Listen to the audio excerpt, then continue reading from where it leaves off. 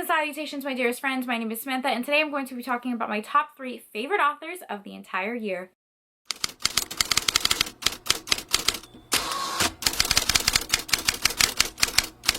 How are you? Welcome back to my channel. I am filming some of my yearly wrap-up videos. I know they're kind of late. I should have filmed these a couple weeks ago, but better late than never. So in today's video, I'm going to be talking about my top 3 favorite authors in the year 2022.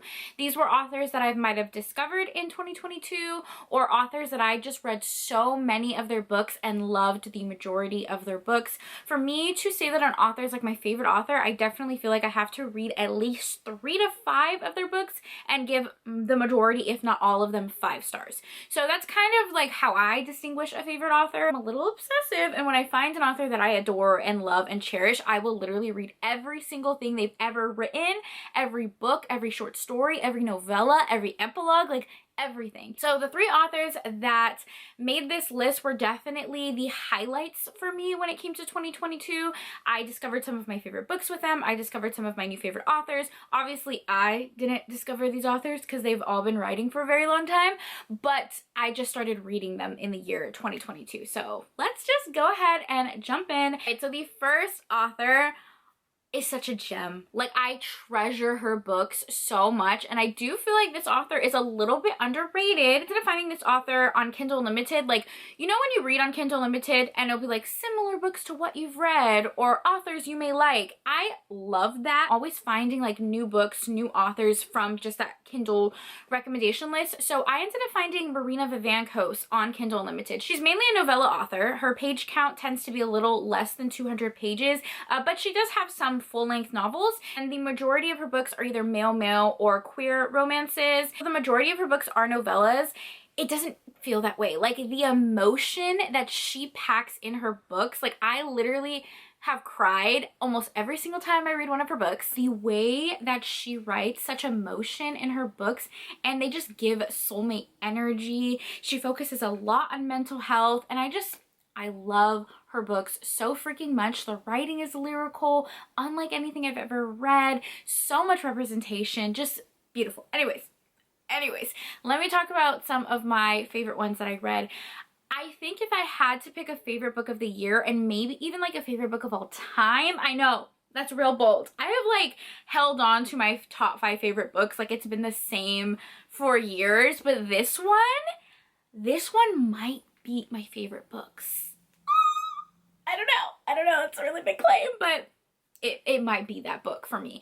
And it is Divine River by Marina Vivancos, a hero who lives in a very small town, and he does not feel like he can be his true authentic self. Father is not very accepting, and the town that he grew up in is also not very accepting. Beginning of the book, our main character is trying to figure out how they want to identify, and they realize that they really love being both masculine and feminine, and they've always identified as gay but have never really been able to explore that part of themselves because they cannot be open about their sexuality because his family is so judgmental. Way our hero does go by he him pronouns, but he does again kind of like that beautiful balance of being both masculine and feminine, which is so amazing to see his journey in this book.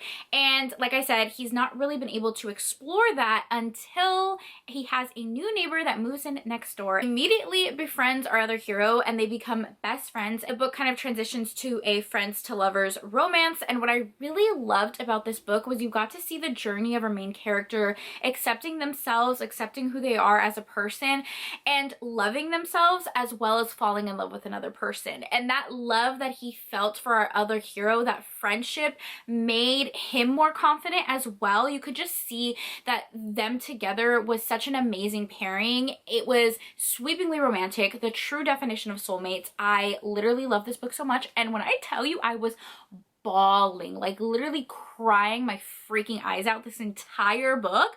The most romantic book I've read. Like, I know that's a really big statement, especially because it's a novella, but like the most romantic book I've read. I need everyone to read this. Anytime someone asks me for a recommendation, I'm like, Divine River, Marina Vivancos. obsessed, literally obsessed. I read this towards the latter half of the year, so I feel like I didn't do enough videos just like gushing over it, and I need to rectify that because this book is really amazing. So much more than just their romance. It's also like about our character's identity, learning to love yourself, and like, oh, it's so beautiful. I need to reread this one immediately because it is so freaking good. I love all of her books. I'm gonna do a whole video because I'm making my way through her entire backlist, but the first one that I read was Crybaby, and this one is a much shorter novella than her other books. I think it's like 60 to 80 pages. It is a friends to lovers male-male romance. So our main hero identifies as bisexual, and he's kind of discovering a little kink that he has, and it's that he likes when his partner cries, and not in like a BDSM kink degradation way, more so like crying when you're like overwhelmed with pleasure, if that makes sense. Best friend is gay and has not been able to come out to his family. Our other hero has not been able to be openly out. He's never been with another man. He's pretty nervous about dating, and he ends up propositioning his best friend to kind of have like a friends with benefits situation, and they do. It's basically like a friends to lovers romance, and it is so cute. It is so cute. This book made me laugh so much. Our banter that our characters have in this book is hilarious. They're amazing together. They love friends to lovers romance. I really do. Like when you have that connection already, when they already love each other as people and as friends, and then you add in like sexy times and romance, love. Just love. Love, love, love. Read anything by this author. Some honorable mentions because I just can't help myself. I really love I've Been Careless with a Delicate Thing. That one's really good. And I also like I've Walked Where You've Been Before. That one is like a soulmate romance, which is so freaking good.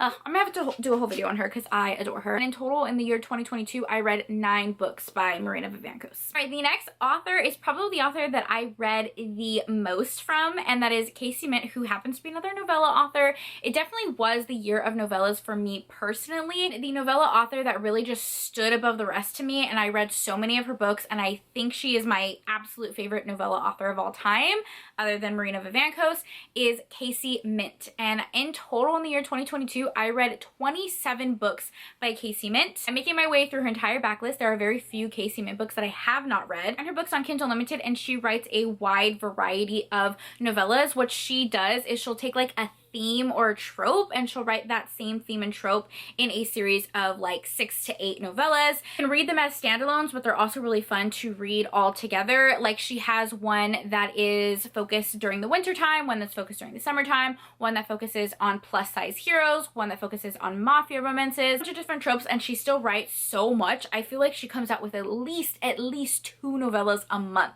So if you're looking for a good novella author that is constantly writing, I highly recommend Casey Mint. If you are a fan of Jessica Cain, but you feel like her books are just a little too crazy, too wild, and you don't like the trajectory of where her novellas are headed, because her most recent ones have been really crazy, then I think you would like Casey Mint. They're sweeter. They have more of a romance, if that makes sense. I feel like Jessica Cain is definitely more smut versus Casey Mint kind of balances the steaminess and the sweetness, if that makes sense. I only found Casey Mint because of Rachel from Rachel Reads and Sings. She recommended her novellas to me. I know Rachel loves novellas, so if you want more recommendations, I will leave her channel down below. As far as my favorites, I do have a video on my channel where I talk about my top 5 favorite Casey Mint novellas, which I will leave down below, but I'm just going to recommend 2 here. My favorite of all the ones that I've read from her is Big Bet, which is a part of her series where she writes a bunch of romances with plus size heroes, and I love all of them. This one is another friends to lovers romance. Are we sensing a theme? I love friends to lovers. It follows a blackjack dealer and a burlesque dancer. They work at the same nightclub. They are co-workers, and at the end of every shift, they walk each other home. They spend their lunch breaks together, and they just develop this really sweet and adorable friends to lovers romance. And the next one I love is Thin Ice, and this is a romance between a professional ice skater and her coach. So it's a little bit of a taboo, forbidden romance. This one does have an age gap and a praise kink, so if you're into that, there you go. The next author that made it onto my top 3 favorite list, honestly, this author is quite possibly my new favorite author, period. point blank. Like, I just love her, and that is Sophie Lark, which I'm sure a lot of you guys know. I have done many videos on her. I have 2 tattoos that are inspired by her Brutal Birthright series, and I plan to get even more tattoos for the rest of the series. So yeah, definitely no secret that I'm a humongous fan of Sophie Lark.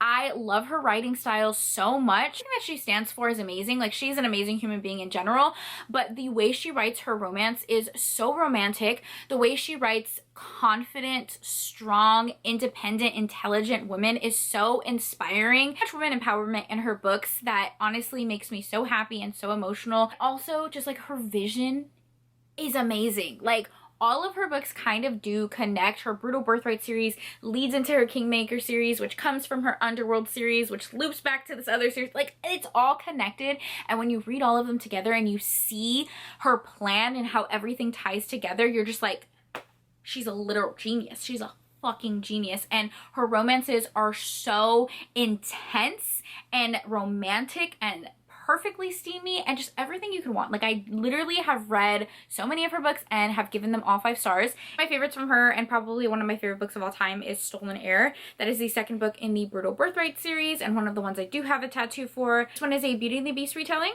Enemies to Lovers romance. The whole series follows different mafia families in downtown Chicago, which you do have to kind of read the series in order, but this is the 2nd book in the series, and our hero is real pissed, okay, at the Italian and Irish mafia. Something happens in the 1st book, I don't want to give a spoiler, but he's basically seeking revenge, so he ends up kidnapping the youngest daughter of the Irish mafia and kind of like holding her for ransom to get revenge on her family. Like, he ends up kidnapping her and keeping her like hostage in like this gothic estate, and it follows their romance. And like I said, it is a Beauty and the Beast retelling, a grumpy hero, a sunshine heroine. I love this hero with like my whole heart, body, and soul. I love him. Definitely like my ultimate book boyfriend. I'm obsessed with him. One of my favorite books ever. Like, I just love it so freaking much. Those are the top 3 authors that I read in 2022. I'm so excited to see what new authors I will start reading this year, and hopefully I can just keep adding to my favorites list. Anyways, I hope you guys enjoyed this video. What was your top favorite author or authors of the year? I would love to know so I can read them. As always, thank you so much for taking time out of your day to spend time with me. It means the world to me. I hope you guys are all staying happy and healthy, and I will see you in my next video. Bye! Also, I will be continuing like my end of the year videos. I'm kind of just getting caught up. I'll be doing a video where I talk about my least favorite books of the year, the books that I rated 1 star, and probably my top novellas of the year as well, since I did read so many novellas. So look out for that, and okay, bye.